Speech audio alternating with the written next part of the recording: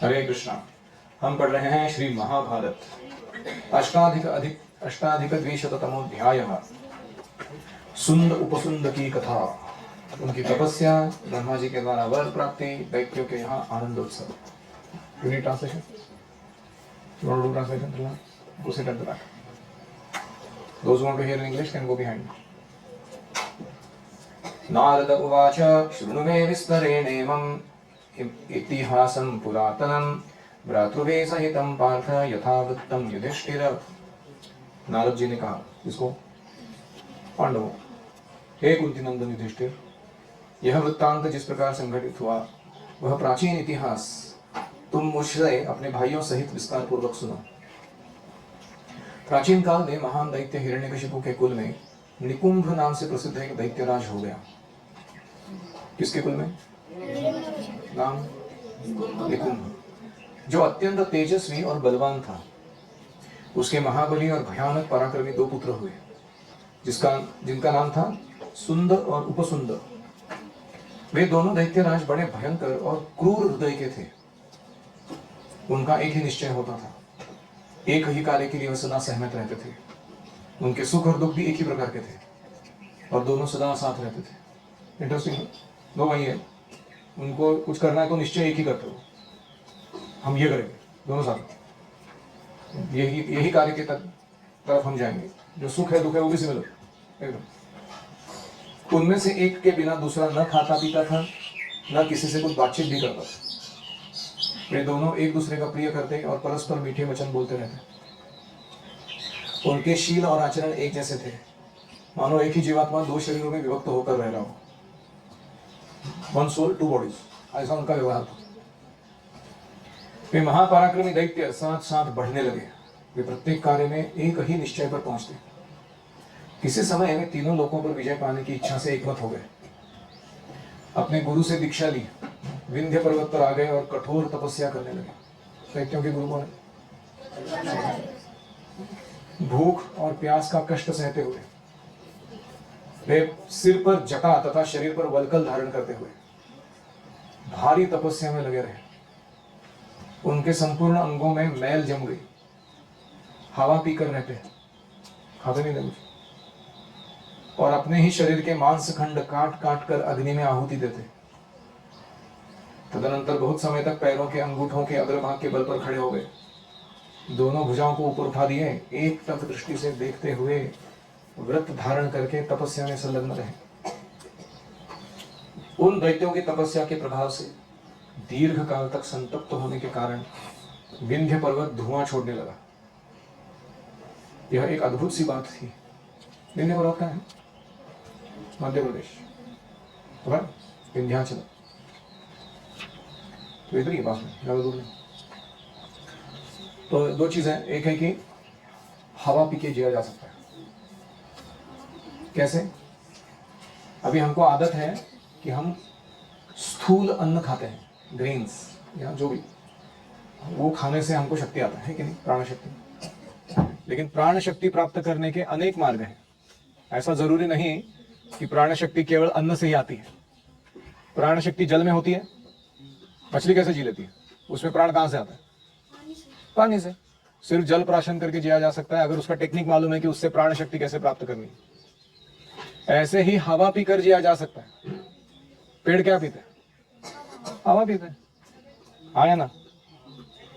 हवा पे थोड़ा बहुत जो बाष्प होता है वो लेते हैं और ऑक्सीजन इंटेक है उनका, हवा पीकर जीते हैं। ऐसे ही व्यक्ति अग्नि के आधार पर जी सकता है। कैसे? सूर्य प्रकाश में केवल अपने शरीर को थोड़ा तपा के। एक कोई साधु थे, वो सिर्फ सूर्यपान करते थे, उषःपान कहते हैं उसको। उनको टेस्ट करने के लिए नासा ने या बहुत सारे लोगों ने, ऐसे साइंटिस्ट लोग भेजे, उनके शरीर पर अलग अलग इंस्ट्रूमेंट्स लगा के उन्होंने चेक करना चाहा कि ये व्यक्ति जी कैसे रहा है। क्योंकि वो ना तो स्टूल यूरिन पास करते और ना वो कुछ खाते। क्या करते हैं? सिर्फ सुबह थोड़ा समय, शाम को थोड़ा समय सूर्य के एक टक देखते हुए सूर्य से अपने शरीर की ऊर्जा को चलाते। पता आपको? तो साइंटिस्ट लोगों को क्या चाहिए था कि ये टेक्नोलॉजी अगर विकसित करेंगे तो आगे चल के हमारे एस्ट्रोनॉट्स को हमको खाना पीना देने की जरूरत नहीं पड़ेगी, सैटेलाइट में बैठ के भेज दो, वो जी लेगा अपना अपना सूर्य के आधार पर। तो इस तरीके से हरे कृष्ण। तो ये जो टेक्नोलॉजी है ये विकसित करना चाहते हैं लोग, केवल सूर्य के ऊर्जा से अपने शरीर को चलाया जा सके। तो ये कैसे संभव हो सकता है? जब व्यक्ति स्थूल तत्व के प्रति अपनी आसक्ति छोड़ देता है और अपने शरीर में सूक्ष्म तत्वों का विकास करता है, मन बुद्धि का, बहुत अच्छा, तो वह ऐसा भी जीवन जी सकता है। तो ये कौन थे? सुंदर उपसुंदर। किस पे जी रहे थे? हवा पी के जी रहे थे। कल को कोई पूछेगा तुमको, तुम्हारे शास्त्रों में कुछ भी आड़े टेढ़े चीज बोल रहे थे, कैसे हवा पी के जी सकता है कोई? तो उनके लिए एक्सप्लेनेशन के रूप में मैंने बोला कि ये लॉजिक है हमारा, इस तरीके से। उनकी उग्र तपस्या देखकर देवताओं को बड़ा भय हुआ। वे देवतागण उनके तपस्या को भंग करने के लिए अनेक प्रकार के विघ्न डालने लगे। उन्होंने बार बार रत्नों के ढेर लगा दिए उनके सामने, सुंदर स्त्रियों को भेजा, उन दोनों को प्रलोभन में डालने की चेष्टा की, लेकिन उन महान व्रतधारी दैत्यों ने अपना तप भंग नहीं किया। ऐसे ही आप भक्ति में प्रगति करोगे, साधना ठीक से करोगे, तपस्या उठाओगे, सेवा में, देवता लोग आपको भी टेस्ट करेंगे। आपके सामने धनम जनम सुंदरीम ये सब डालेंगे और बोलेंगे कि इसमें अटक जाओ, ताकि तुम्हारी भक्ति की तीव्रता थोड़ी कम हो जाए या बंद पड़ जाए। तुमको क्या बोलना है? नहीं। तो इसलिए we should take that as a test. तत्पश्चात देवताओं ने महान आत्मबल से संपन्न उन दोनों दैत्यों के सामने पुनः माया का प्रयोग किया। भी प्रलोभन से काम नहीं बना, अल्यूरमेंट देके, तो माया, कैसी माया? उन देवताओं ने माया से निर्मित बहनें, माताएं, पत्नियां, ये सब आत्मीय जन वहां भागते हुए आ रही है और उन सबको, उन लेडीज को कोई एक भयंकर शूलधारी राक्षस बार बार खदेड़ रहा है, या पृथ्वी पर पटक रहा है, या कहीं उनके आभूषण गिर जा रहे हैं, कभी उनके वस्त्र खिसक रहे हैं, कभी उनके बालों की लटें खुली जा रही है। ऐसे दृश्य प्रकट किए माया से। वे सभी आत्मीयजन सुंदर उपसुंदर को देखकर पुकारने लगे, चीखने लगे, बेटा मुझे बचाओ, भैया मेरी रक्षा करो। यह सब सुनकर फिर भी वे दोनों व्रतधारी अपनी तपस्या से नहीं डिगे, व्रत को नहीं तोड़े, क्योंकि उनको पता नहीं माया है। जब उन दोनों में से एक ने भी इन घटनाओं से क्षुब्ध नहीं हुआ और न किसी ने मन में कष्ट का अनुभव किया, तब वे सारी मायामयी स्त्रियां और वो सारा राक्षस, वे सब दृश्य अदृश्य हो गए। तब संपूर्ण लोकों के हितैषी पितामह साक्षात भगवान ब्रह्मदेव ने उन दोनों महादैत्यों के निकट जाकर इच्छा अनुसार वर मांगो, ऐसे कहा। सुदृढ़ पराक्रमी दोनों भाई सुंदर उपसुंदर ब्रह्मा को देखकर हाथ जोड़कर खड़े हो गए। एक साथ भगवान ब्रह्मा से बोले, भगवान यदि आप हमारी तपस्या से प्रसन्न हैं तो हम दोनों संपूर्ण मायाओं के ज्ञाता बन जाएं, अस्त्र शस्त्रों के विद्वान बन जाएं, हम बलवान बन जाएं, इच्छा अनुसार रूप धारण करने वाले बन जाएं और अमर हो जाए। ऐसा वर मांग लिया। ब्रह्मा जी ने कहा, अमरत्व के सिवा तुम्हारी मांगी हुई सारी वस्तुएं तुम्हें प्राप्त होंगी, मैं तुम्हें अमरता नहीं प्रदान कर सकता। तुम मृत्यु का कोई दूसरा ऐसा विधान मांग लो जो तुम्हें देवताओं के समान बनाए रख सके। ऐसा अमरता के बदले में कुछ ऐसा मांग लो जो तुम्हें देवता समान बना दे। हम तीनों लोगों के ईश्वर होंगे, ऐसा संकल्प करके तुम लोगों ने जो बड़ी भारी तपस्या प्रारंभ की थी, इसलिए तुम लोगों को अमर नहीं बनाया जा सकता, क्योंकि अमरत्व तुम्हारी तपस्या का उद्देश्य नहीं था। यानी जो भी आप कष्ट उठा रहे हो, उसके शुरुआत में आप जो संकल्प लेते हो वो फलित होता है। अगर आपने ठीक से संकल्प नहीं लिया था तो कुछ तो आड़ा टेढ़ा परिणाम भी आ सकता है। इसीलिए हमारे वैदिक कल्चर में क्या है, हम क्लियर संकल्प लेते हैं। वास्तु होमं कर्मं करिष्यामहे या उपनयन संस्कारं करिष्यामहे, हरे कृष्ण महामंत्र जपम करिष्यामहे, है कि नहीं? तो क्लियर संकल्प लेना जरूरी है। इसलिए इन्होंने शुरुआत किससे की थी? तीनों लोगों का स्वामी बनने की इच्छा से। मांग क्या रहे थे? अमरता चाहिए। ब्रह्मा जी ने बोला ऐसा नहीं हो सकता, ओरिजिनल संकल्प वही शुरू है। दैत्यपतियों, तुम दोनों ने त्रिलोकी पर विजय पाने के लिए ही तपस्या का आश्रय लिया था, इसलिए मैं तुम्हारी अमरत्व विषय कामना पूरी नहीं कर सकता। सुंदोपसुंदा मुचुहु मुचुतः त्रिषु लोकेषु यद्भूतं किंचितं स्थावरजंगमं सर्वस्मान्नो भयं न स्यात् अद्रुतेन्योन्यं पितामह। अभी क्या वर मांगा इन्होंने? पितामह, तब यह वर दीजिए कि हम दोनों में से एक दूसरे को छोड़कर तीनों लोकों में जो कोई भी चर या अचर है उनसे हमें मृत्यु का भय ना हो।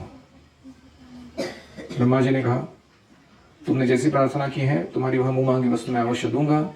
तुम्हारी मृत्यु का विधान ठीक इसी प्रकार से होगा कि तुम जब एक दूसरे को मारोगे तभी मरोगे। नारद जी ने कहा, युधिष्ठिर, उस समय उन दोनों दैत्यों का यह वरदान देकर और उन्हें तपस्या से निवृत्त करा के ब्रह्मा जी अपने ब्रह्मलोक चले गए। फिर वे दोनों भाई दैत्यराज सुंदर और उपसुंदर यह अभिष्ट वर पाकर संपूर्ण लोकों के लिए अवध्य बन गए और पुनः अपने घर को लौट आए। वरदान पाकर लौटे हुए उन दोनों मनस्वी वीरों को देखकर उनके सभी सगे संबंधी बड़े प्रसन्न हुए। उन्होंने जटाएं काटी, मस्तक पर मुकुट धारण किया, बहुमूल्य आभूषण निर्मल वस्त्र धारण किए और फिर ऐसा प्रकाश फैलाया मानो असमय में चांदनी छिटक गई हो। सर्वदा दिन रात एक रस रहने लगा। उनके सभी सगे संबंधी सदा आमोद प्रमोद में डूबे रहने लगे। प्रत्येक घर में खाओ, भोग करो, लुटाओ, मजा मौज करो, गाओ, पियो, ये शब्द गूंजने लगे उनके घर में। जहां तहां जोर जोर से तालियां पीटने की ऊंची आवाज से दैत्यों का वह सारा नगर हर्ष और आनंद में मग्न जान पड़ता था। इच्छानुसार रूप धारण करने वाले वे दैत्य वर्षों तक भांति भांति के खेल कूद और आमोद प्रमोद करने में मग्न रहे, किंतु वह सारा लंबा समय उन्हें केवल एक दिन के समान लगता था। इतना तुरंत समय चला जाता है एंजॉयमेंट में, मटेरियल एंजॉयमेंट में। इस प्रकार महाभारत के आदि पर्व के अंतर्गत सुंदोपसुंद व्याख्यान विषयक 208वां अध्याय पूरा हुआ। 9+200तमोऽध्यायः सुंदर उपसुंदता, उपसुंद की क्रूरता। नारद जी कहते हैं, युधिष्ठिर, उत्सव समाप्त हो जाने पर तीनों लोगों को अपने अधिकार में करने की इच्छा से आपस में सलाह करके उन दोनों दैत्यों ने सेना को कूच करने की आज्ञा दी। यानी हालांकि ये खुद अमर है, बहुत बलशाली है, फिर भी सेना जुटाए और उनसे काम करवाए। आप समझ रहे हो? टीम बिल्डिंग बहुत इंपॉर्टेंट है। सुहृदों तथा दैत्य जातीय बूढ़े मंत्रियों की अनुमति लेकर उन्होंने रात के समय मघा नक्षत्र में प्रस्थान किया और यात्रा प्रारंभ की। मघा नक्षत्र का क्या स्पेशलिटी? वो विजय दिलाता है। वो देखो कौन सा नक्षत्र देखा है एंड में? मूल नक्षत्र। आज का नक्षत्र क्या चल रहा है? मूल। ऐसे ही 27 नक्षत्रों में से एक नक्षत्र है मघा। माघ महीने का नाम उससे आता है। सीखेंगे हम आगे जाके वैदिक टाइम कैलकुलेशन, उसमें ये सब आएगा। उनके साथ गदा, पट्टीश, शूल, मुदगर, कवच से सुसज्जित दैत्य विशाल सेना बनाकर जाने लगे। ये दोनों सेना के साथ प्रस्थान कर रहे थे। चारण लोग विजय सूचक मंगल और स्तुति पाठ करने लगे, उन दोनों की गुण गा रहे थे। इस प्रकार उन दोनों दैत्यों ने बड़े आनंद से युद्ध के लिए यात्रा की। युद्ध के लिए उन्मत्त रहने वाले वे दोनों दैत्य इच्छानुसार सर्वत्र जाने की शक्ति रखते थे। आकाश में उछलकर पहले देवताओं के घरों पर जा चढ़े। उनका आगमन सुनकर और ब्रह्मा जी से मिले हुए उनके वरदान का विचार करके देवतागण स्वर्ग छोड़कर ब्रह्मलोक में चले गए। घर खाली छोड़ दिया। हाँ, जैसे कश्मीर में हुआ था। ब्राह्मण लोग या जो भी हिंदू थे वहाँ के सारे लोग क्या कर दिए, अपना घर खाली करके दूसरे राज्यों में जा बसे जहाँ आतंकवादी उनको तंग ना करें। इस प्रकार इंद्रलोक पर विजय पाकर वे तीव्र पराक्रमी दैत्य यक्षों को जीत लिए, राक्षसों को जीत लिए, अन्य अन्य आकाशचारी भूतों को मारने और पीड़ा देने लगे। उन दोनों महारथियों ने भूमि के अंदर पाताल में रहने वाले नागों को जीत लिया। समुद्र के तट पर निवास करने वाले संपूर्ण म्लेच्छ जातियों को परास्त किया। भयंकर शासन करने वाले वे दोनों दैत्य सारी पृथ्वी को जीतने के लिए उद्यत हो गए। अपने सैनिकों को सामने बुलाकर तीखे वचनों से बोले, इस पृथ्वी पर बहुत से राजर्षि ब्राह्मण रहते हैं जो बड़े बड़े यज्ञ करके हव्य कव्यों द्वारा देवताओं का तेज बल लक्ष्मी की वृद्धि करते हैं। इस प्रकार यज्ञादि कर्म में लगे हुए वे सभी लोग हम असुरों के द्रोही हैं। इसलिए हम सबको संगठित होकर सब प्रकार से उनका वध करना चाहिए। समुद्र के पूर्व तट पर अपने समस्त सैनिकों को ऐसा आदेश देकर मन में क्रूर संकल्प लेकर वे दोनों भाई सब ओर आक्रमण करने लगे।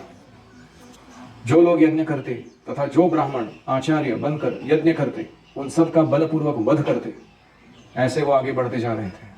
उनके सैनिक शुद्धात्मा मुनियों के आश्रमों पर जाकर उनके अग्निहोत्र की सामग्री उठाकर बिना किसी डर के या भय के पानी में फेंक देते थे।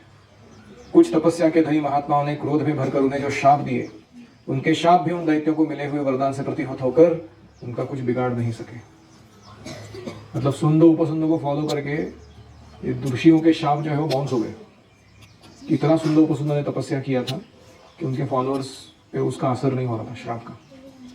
पत्थर पर चलाए हुए बाणों की भांति जब शाप उन्हें पीड़ित न कर सके तो ब्राह्मण लोग अपने सारे नियम छोड़कर वहां से भाग चले। जैसे सांप गरुड़ के डर से भाग जाते हैं, उसी प्रकार भूमंडल के जितेंद्रिय शांतिपरायण तपस्सिद्ध महात्मा भी उन दोनों दैत्यों के भय से भाग गए। सारे आश्रम मथ कर उजाड़ डाले गए।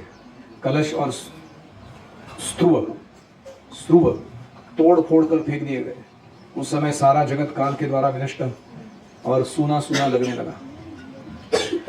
तदनंतर जब गुफाओं में छिपे हुए ऋषि दिखाई न दिए, तब उन दोनों ने एक राय करके उनके वध की इच्छा से अपने स्वरूप को अनेक जीव जंतुओं के रूप में बदल लिया। यानी ऋषि मुनियों ने क्या किया, अपना रूप बदल के अलग अलग जीव जंतु बन गए। वो जैसे किसी ने हिरण का रूप धारण कर लिया, किसी ने पक्षी का रूप धारण कर लिया। कठिन से कठिन स्थान में छिपे हुए मुनियों को भी मद बहने वाले हाथियों का रूप धारण करके वे यमलोक पहुंचाने लगे। मतलब वो मुनियों को उधर से भी ढूंढ के निकालते थे। उस चेंज किया हुआ बॉडी उसने, वो मुनि जैसा दिखता नहीं है, फिर भी ढूंढ के निकालते और मार डालते। वे कभी सिंह बन जाते, कभी बाघ बन जाते, कभी अदृश्य हो जाते। इस प्रकार वे क्रूर दैत्य विभिन्न उपायों द्वारा ऋषियों को ढूंढ ढूंढ कर मारने लगे। उस समय पृथ्वी पर यज्ञ और स्वाध्याय बंद हो गए। राजर्षि और ब्राह्मण नष्ट हो गए। यात्रा, विवाह आदि उत्सवों में यज्ञों की सर्वथा समाप्ति हो गई। सर्वत्र हाहाकार छा गया। भय का आर्तनाद सुनाई पड़ता। बाजारों में खरीद बिक्री का नाम नहीं था। देव कार्य बंद हो गए। पुण्य और विवाह आदि कर्म छूट गए। कृषि और गोरक्षा का नाम नहीं था। नगर और आश्रम उजड़कर खंडहर हो गए। चारों ओर हड्डियां और कंकाल भरे पड़े थे। इस प्रकार पृथ्वी की ओर देखना भी भयानक प्रतीत होता था। श्राद्ध कर्म लुप्त हो गए। वषटकार और मंगल का नाम नहीं था। सारा जगत भयानक प्रतीत होता था। इसकी ओर देखना तक कठिन हो गया था। सुंदर उपसुंदर का यह भयानक कर्म देखकर चंद्र, सूर्य, ग्रह, तारे, नक्षत्र, देवता सभी खिन्न हो गए। इस प्रकार वे दोनों दैत्य अपने क्रूर कर्म द्वारा संपूर्ण दिशाओं को जीतकर शत्रुओं से रहित होकर कुरुक्षेत्र में निवास करने लगे। इस प्रकार श्री महाभारत के आदि पर्व के सुंदोपसुंद व्याख्यान विषय 209वां अध्याय पूरा हुआ। एनी रिफ्लेक्शंस और क्वेश्चंस?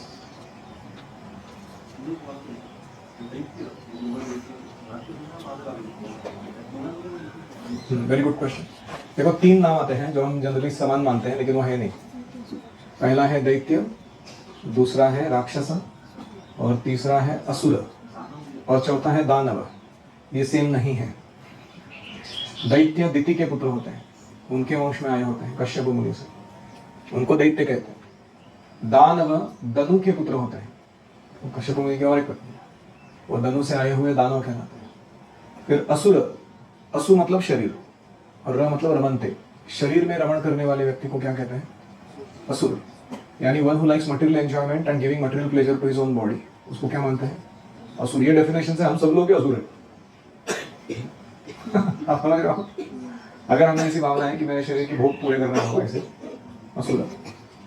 और राक्षस मतलब जो मनुष्यों का मांस खाते हैं, उनको स्पेसिफिकली राक्षस कहा जाता है। They are like cannibals. तो they are categorically different from each other. हालांकि मराठी में हम समानार्थी शब्द में यूज करते हैं उसको, ऐसा नहीं है। क्या हुआ? हाँ, दे आर नॉट सिनोनिम्स। और कोई?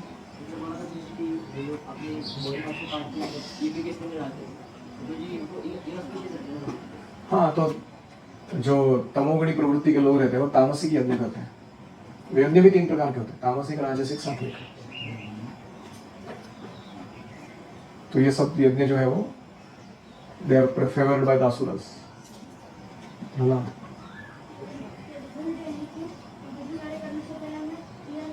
क्लियर संकल्प लेना चाहिए। इसीलिए when you came on the first day, I asked you why did you come? Write it down. लिखा ना आपने? क्यों गुरुकुल में एंट्री मारा मैंने? ये साल के एंड में मेरे को क्या रिजल्ट चाहिए? नहीं लिखा है तो लिखो, तो समय देता हूँ मैं। बहुत इंपॉर्टेंट है वो। तुम तो साल चला जाएगा, तुमको मालूम नहीं तुम किसके लिए काम करो। Yes, loudly.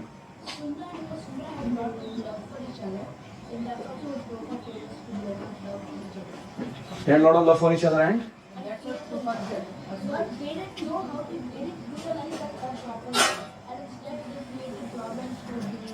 okay, Prabhupada has also told us that we should love our neighbor as our own self. आपके नेबर कौन है? You should love him as your own self. ऐसे आदेश है भगवान का, क्योंकि सब भगवान के अंश हैं। तो sometimes when we are not careful, our love may get misdirected and may produce wrong results. So in life there are two things that are important: relationships and results. तुम्हारे अंदर दोनों abilities होने चाहिए. How to establish proper relationships and how to get proper results. तो ये दोनों का problem क्या था? प्रेम तो बहुत तगड़ा था, रिजल्ट सारे विपरीत थे। So we should be careful not to make such friendships. कोई है गुरुकुल में हमारे सुंदर को सुंदर? नहीं है शायद, I don't think so. हाँ, जब सुंदर को सुंदर जनरली बाहर चले जाते हैं थोड़ा समय के बाद, दिखते नहीं है गुरुकुल में। Yes. क्या नाम था उनके पिताजी का? निकुंभ नाम के राक्षस के। निकुंभ कहाँ, कौन से डायनेस्टी में था? हिरण्यकशिपु का लीनिएज में था। आपने शुरुआत में ही सुनाई लाइन नहीं दिया। भाई भाई के बीच में बड़ा प्रेम होना चाहिए। किस लिए? दुनिया को तंग करने के लिए, साथ में मिलकर। हाँ केशव जी, किस लिए प्रेम होना चाहिए भाई भाई के बीच में?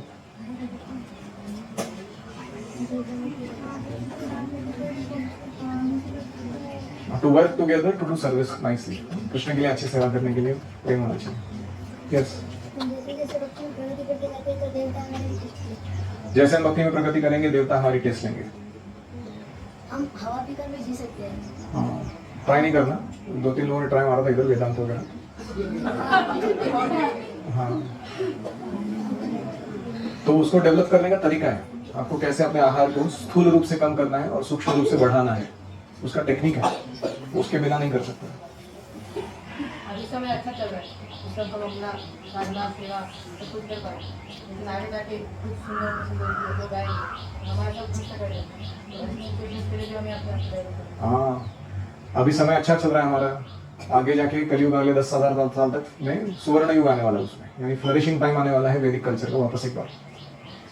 तो इसलिए ये बढ़ता जाएगा, गुरुकुल सिस्टम्स सब जगह फैलेगा ये आगे जाके। और असुरों का थोड़ा सिस्टम रुकेगा या खत्म हो जाएगा कुछ समय के लिए। 10,000 साल के बाद वापस घोर कलयुग चालू हो जाएगा। तो अभी जो हमारा फायदा है इसमें, ये वातावरण में रहना और अच्छा एम्पावरमेंट प्राप्त करना, हमें सब बहुत सीरियसली लेना चाहिए। Good thought. हम देखते हैं कि इस पूरे साइकिल में, ब्रह्मांड साइकिल, कभी देवताओं का राज ऊपर आता है, कभी असुरों का जाता है। तो जो हम लोग रहते हैं वो ऐसे में पढ़ते हैं, वो भक्ति करके हमें देवताओं का साथ देना चाहिए, असुरों का नहीं देना चाहिए, क्योंकि कृष्ण ऐसा करते हैं। और हमें उसमें फंसना नहीं है, हमें अपने जीवन को परफेक्ट करके फिर भी भगवत धाम चले जाना है। हमें सुंदर और पसंद की तपस्या से ऐसी प्रेरित है कि हमें डिटरमाइंड रहना चाहिए। हाँ, सुंदर उपसुंदर ऐसे क्रूर कामों के लिए इतना डिटर्मिनेशन दिखा सकते हैं, तो अच्छे के लिए क्यों नहीं दिखाएं? जैसे आपके फ्रेंड्स है, अगर भारत पाकिस्तान का क्रिकेट मैच सुबह 3 बजे तो क्या करते हैं? या तो पूरा नाइट आउट मारते हो, सोते ही नहीं है ताकि नींद ना आने गलती से, बहुत महान मैच मिस हो जाएगा हमारा। या फिर क्या करते हो? सुबह उठ जाते हैं, कभी ना उठने वाले लोग भी 3 बजे उठ के बैठ जाते हैं। तो अगर वो ऐसे फालतू कामों के लिए इतना डिटर्मिनेशन दिखा सकते हैं, तो भगवान का दर्शन करने के लिए, मंगल आरती आने के लिए क्यों नहीं दिखा सकते हम लोग? कुछ वर्ड या आशीर्वाद नहीं है, हमारे प्लेजर के लिए कुछ करना चाहिए, भगवान के लिए करना चाहिए, नहीं तो हमें डिस्टर्ब कर देगा। हाँ, जो वरदान मिलता है वो हमारे डिस्ट्रक्शन का कारण बन सकता है अगर हम गर्व करते हैं या भोग विलास में लगा देते हैं उस वरदान को। बहुत इंटरेस्टिंग पॉइंट है ये। हमें क्या लग रहा है, जैसे ये मेरे को नया फ़ोन मिल गया या कोई नया गाड़ी आ गया या नया अच्छा सिस्टम बन गया गुरुकुल में, तो क्या ये भोग विलास के लिए है कि सेवा के लिए है? हाँ, सेवा के लिए। तो हमें ये भूलना नहीं चाहिए। ये तो सुविधा आने पर वो क्या हो जाता है, व्यक्ति अपने आप को स्पिरिचुअली नष्ट कर दे सकता है। Very nice.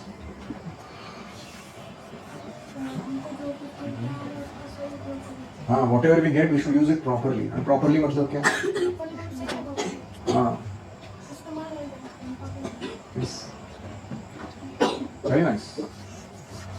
वो मुझे ऐसा क्यों है? ठीक है, मुझे लगा। और कोई एक पॉइंट मुझे अच्छा लगा कि हिस्ट्री रिपीट्स इटसेल्फ।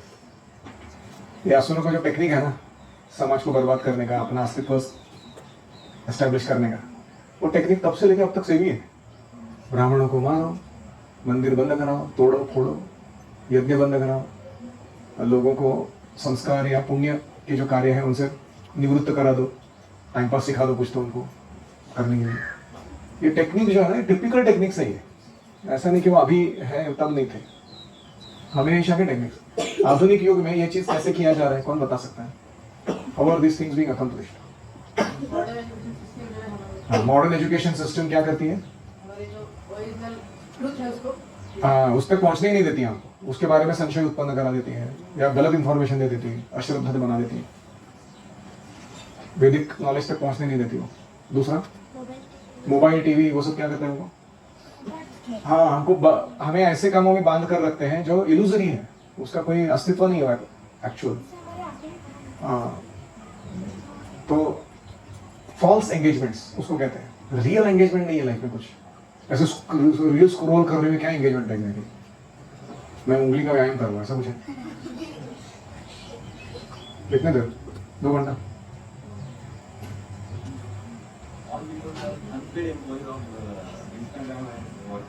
करेक्ट। पूरा जगत जो है वो अनपेड एम्प्लॉइज है। किसके? इंस्टाग्राम, फेसबुक, गूगल के। वो कंपनी इनको पैसा नहीं दे रही है, फिर भी उनका पैसा ही बढ़ा रहे काम करके उसके ऊपर, उनको यूज करके। जैसे कि उधर बांग्लादेश में हुआ था, जब लोग भक्ति ज्यादा ही करने लगते तो सीधा वो मंदिर वगैरह सब। हाँ, भक्ति जब फ्लरिश होती है कहीं, असुर लोग एकदम डिस्टर्ब हो जाते हैं। बांग्लादेश में हमने देखा ना कि कैसे वृत्ति है उनकी, तोड़ो फोड़ो, मारो, जलाओ, काटो। मानवता भी नहीं है। Forget about spirituality, not even acting on human platform.